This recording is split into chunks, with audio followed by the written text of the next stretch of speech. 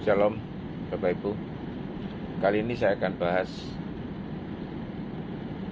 satu pembahasan yang enteng-enteng saja ya. Ya sekedar pengetahuan aja ya. Dua aliran sesat kekinian yang lagi tren saat ini ya. Bahkan kesesatan pun jadi mode sekarang ini.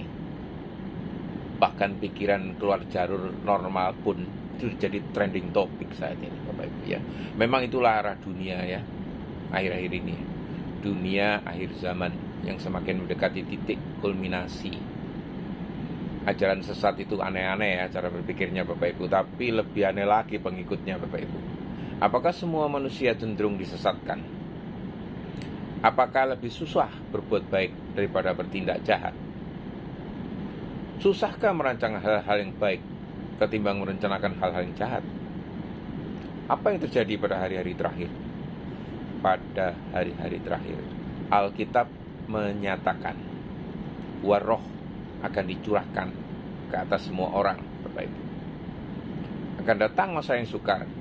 Di 2 Timotius 3 ayat 1-7 ya. Manusia akan jadi lebih egois, mencintai uang, dan tidak taat pada orang tua, Bapak Ibu. Ya. Dunia akan dipenuhi dengan kejahatan. Ini bisa dibaca Bapak Ibu, di Efesus 5 ayat 16 ya.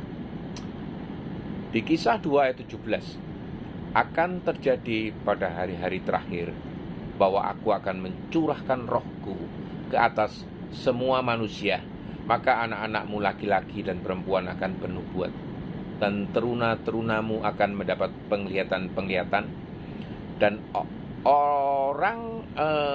orangmu yang tua akan mendapat mimpi. 2 Timotius 3 ayat 1-7.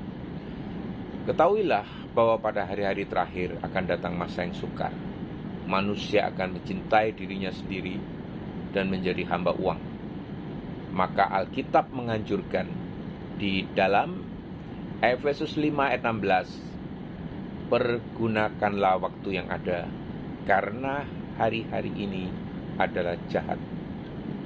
Bagaimana menggunakan waktu yang ada? Mengarahkan iman untuk tetap percaya kepada Allah. Karena apa Bapak Ibu? Mika 4 ayat 1, akan terjadi pada hari-hari terakhir, gunung kediaman Tuhan akan didirikan di puncak gunung dan akan ditinggikan melebihi bukit-bukit. Jaminan pastinya untuk Bapak dan Ibu. Wahyu 22 ayat 13. Akulah yang pertama dan yang terakhir. Akulah Tuhan dari permulaan sampai penghabisan. Semua ending ini akan ditandai dengan hadirnya antikristus dan nabi-nabi palsu Bapak Ibu. Ajaran-ajaran sesat berkembang pada tarafnya yang paling canggih. 2 masa bisa Bapak Ibu bandingkan ya. Pada masa awal gereja, ajaran-ajaran sesat itu dihantam bertubi-tubi di dalam keputusan konsili-konsili yang sehat Bapak Ibu. Di hari-hari akhir ini, kesesatan yang canggih-canggih diserahkan kepada Bapak Ibu sendiri ya, untuk menangkalnya. Ada 2 ajaran sesat yang berkembang secara meluas di akhir zaman ini ya. Pelan tapi pasti, tergantung pada diri Bapak Ibu sendiri untuk menyikapinya. Karena tidak ada bapak-bapak gereja zaman now yang militan melawan mereka. Hanya bekal iman Bapak dan Ibu, pengetahuan kebenaran yang mumpuni untuk menghadapi mereka. Inilah 2 ajaran sesat yang paling aktual yang saat ini sedang bergerilya merambah dunia Bapak Ibu. Pertama, Gereja Allah yang Maha Kuasa, The Church of Almighty God.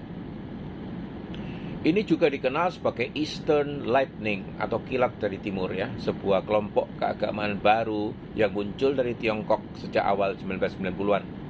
Kelompok ini cukup kontroversial dan dianggap sebagai sekte atau kultus oleh pemerintah Tiongkok dan beberapa kelompok Kristen arus utama. Inilah ciri-ciri utama dari Gereja Allah yang Maha Kuasa. Pertama, pemimpinnya dipercaya sebagai Kristus wanita. Mereka percaya bahwa Tuhan telah kembali ke dunia dalam wujud manusia. Kali ini sebagai seorang wanita Tionghoa yang mereka sebut sebagai Dewi Inkarnasi atau Kristus wanita akhir zaman. Wanita ini diyakini melanjutkan pekerjaan Kristus dan membawa wahyu baru untuk menyempurnakan umat manusia ini. Memaklumatkan sebuah kitab suci tambahan. Ini Bapak Ibu yang kedua cirinya ya. Mereka memiliki tulisan suci mereka sendiri yang disebut firman menampakkan diri di dalam rupa manusia, yang dianggap sebagai firman Tuhan yang paling up to date zaman now. Kitab ini menjadi pusat ajaran mereka ya, bahkan lebih tinggi dari Alkitab menurut keyakinan mereka ini. Yang ketiga, pandangan mereka itu menekankan tentang akhir zaman.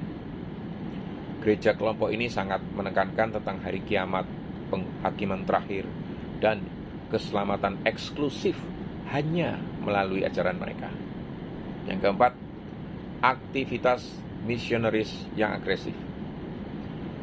Di beberapa negara, Bapak Ibu, termasuk di Indonesia ya, mereka dikenal sangat aktif di dalam misi penginjilan. Terkadang menyamar sebagai kelompok Kristen Protestan untuk merekrut anggota. Ini Bapak Ibu. Yang kelima, kontroversi dan tuduhannya. Pemerintah Tiongkok menganggap mereka sebagai organisasi terlarang dan menuduh mereka melakukan tindakan kriminal serta kekerasan, meski klaim ini sulit diverifikasi secara independen. Banyak gereja Kristen lainnya yang memperingatkan tentang doktrin sesat dari kelompok ini, karena mereka berusaha untuk meyakinkan bahwa Alkitab tidak lagi cukup, dan hanya mereka yang memiliki pewahyuan penuh tentang akhir zaman ini. Siapakah pemimpin gereja Allah yang Maha Kuasa ini? Pemimpin utama kelompok ini dikenal dengan nama Yang Xianjin, seorang wanita asal Tiongkok. Pengikutnya percaya bahwa dia adalah inkarnasi Tuhan yang kedua, atau lebih tepatnya Kristus wanita, yang datang untuk menyempurnakan pekerjaan keselamatan yang dimulai oleh Yesus Kristus ini. Pendiri organisasi ini adalah Shao Wenshan, ya, yang dulunya adalah anggota dari gerakan Kristen Rumah atau House Church di Tiongkok. Ia adalah tokoh kunci di dalam mempromosikan ajaran bahwa Yang Xiangbin adalah Kristus. Shao kemudian menjadi pemimpin spiritual dan organisatoris.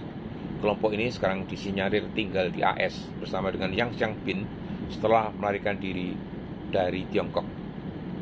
Kesimpulannya, Gereja Allah yang Maha Kuasa bukan bagian dari kekristenan historis atau Alkitabiah, karena mengklaim wahyu baru yang bertentangan dengan Alkitab, mempromosikan inkarnasi baru Allah dalam sosok selain Yesus Kristus, menyesatkan banyak orang dengan campuran ajaran Kristen dan doktrin buatan manusia. Ini Bapak Ibu ya, perhatikan ya, perhatian dan kebijaksanaan itu sangat diperlukan ya saat menghadapi ajaran mereka, terutama karena banyak dari mereka itu menyusup ke komunitas Kristen dengan memutarbalikkan ajaran Injil itu.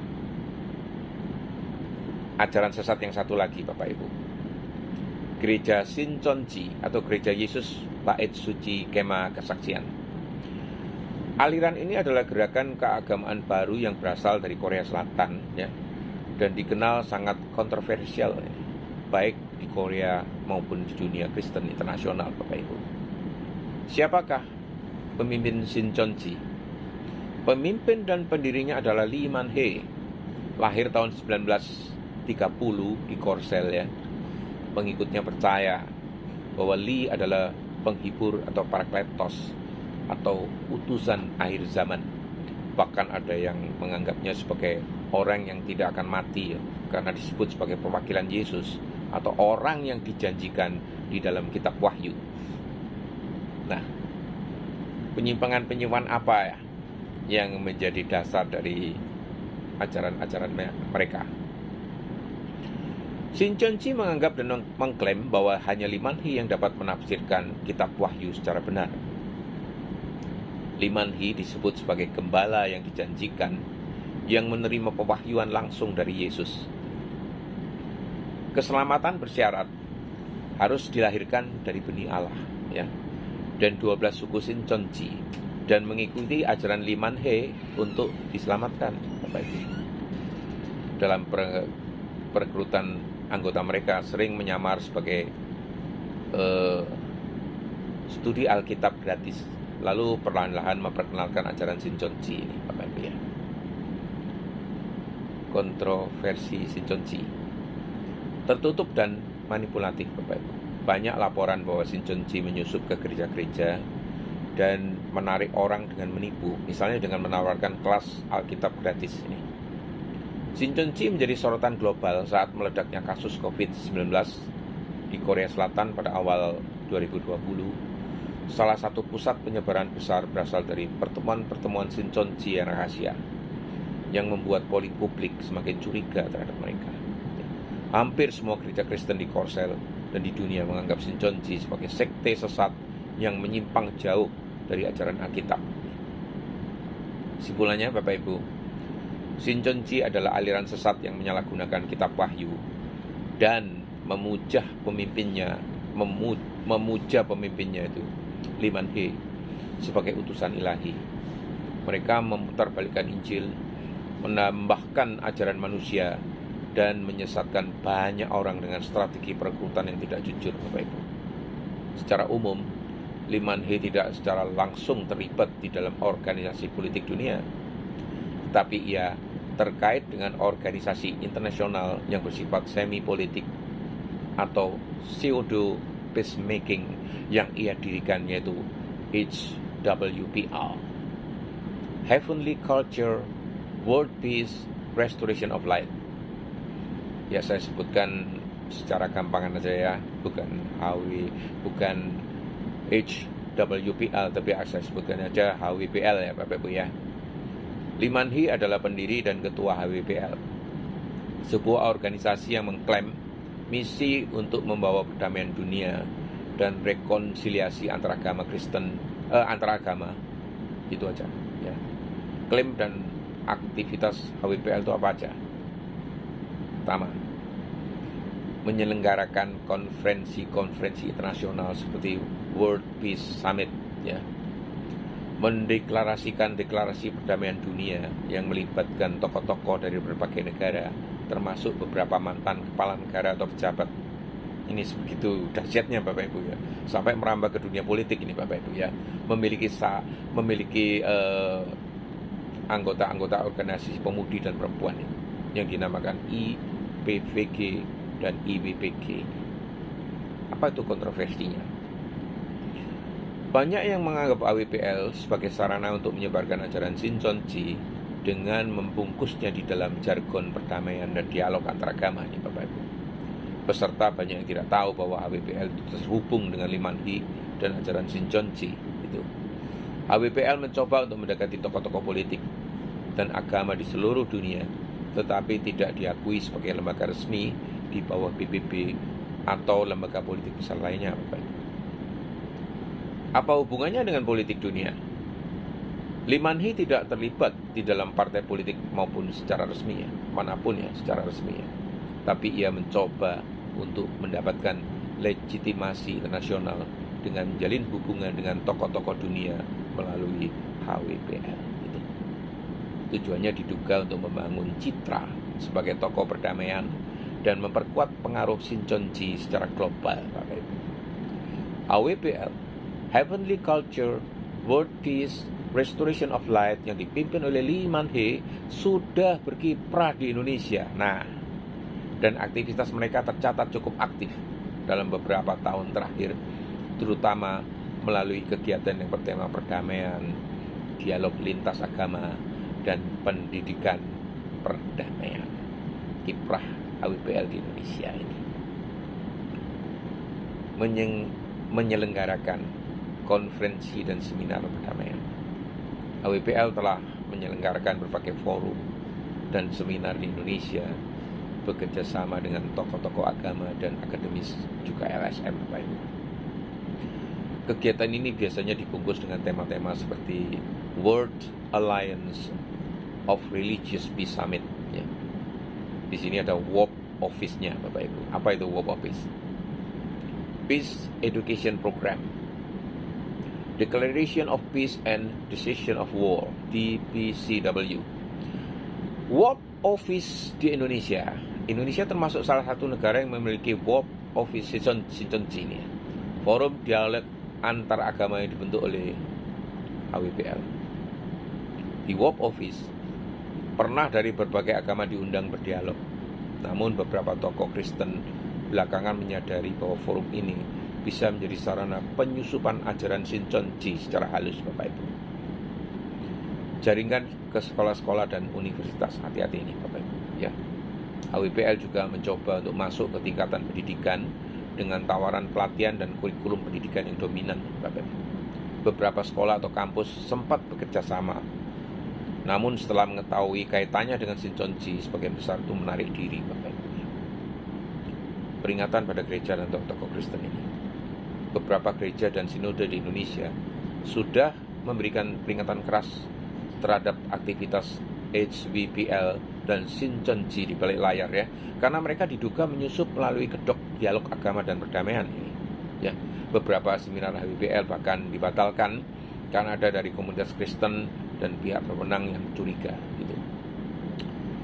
Beberapa catatan penting Bapak Ibu. HWPL tidak secara terbuka itu menyebut hubungannya dengan Sinconci, tetapi hubungan itu jelas dan diketahui publik internasional. Banyak yang tertipu karena kegiatan mereka itu tampak netral dan positif, padahal memiliki segudang sasaran teologis tersembunyi, Bapak Ibu. Jadi kesimpulannya, HWPL sudah aktif di Indonesia, terutama lewat kegiatan bertema perdamaian dan dialog antaragama. Tetapi organisasi ini berafiliasi erat dengan Sinconci dan Limanhi yang secara teologis menyimpang dari Kristen Alkitabiah, Bapak Ibu. Kewaspadaan sangat penting ya.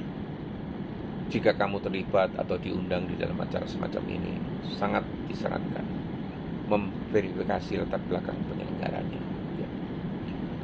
Konsultasikan dengan gembala atau pemimpin gereja tempatmu berjemaat. Menolak ya jika ada penyusupan doktrin yang tidak sesuai dengan Injil. Panduan untuk waspada Bapak Ibu mengidentifikasi kegiatan HWPL dan Sinconci ini. Ya, apa ciri-ciri umum kegiatan HWPL atau Sinconci dari segi kategori dan cara-cara mereka? Nama acara ini ya, bisa diselidiki ya. Menggunakan nama netral seperti dialog perdamaian ya, studi Alkitab internasional, peace seminar, pendidikan perdamaian, interfaith harmony dan lain sebagainya. Penyelenggaranya itu tidak menyebut Sinconci secara langsung, ya, menggunakan nama HWPL, IPWG untuk pemuda ya, EWPG untuk wanita ya. Bisa juga lewat volunteer club atau LSM baru ya, Bapak Ibu ya. Pendekatan awalnya mengundang dengan sopan, mengklaim non-denominasi ya, lintas iman atau untuk pemimpin muda, menghindari penyebutan agama tertentu pada awalnya, memberikan sertifikat, souvenir atau dukungan publikasi Bapak Ibu ya, materi bahasa misalnya.